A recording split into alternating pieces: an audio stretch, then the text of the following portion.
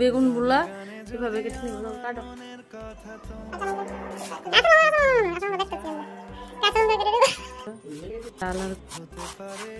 দেখুন বন্ধু আমরা এভাবে কেটে নিয়েছি, এইভাবে জাল নেই।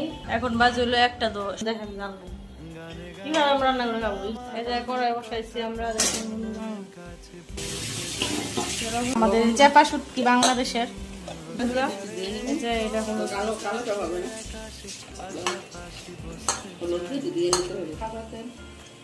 অল্প তেল দিয়েছি আর কাঁচা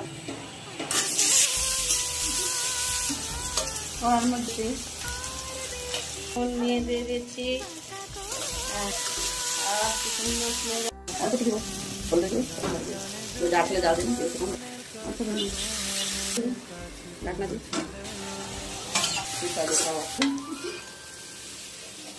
ঠিক আছে।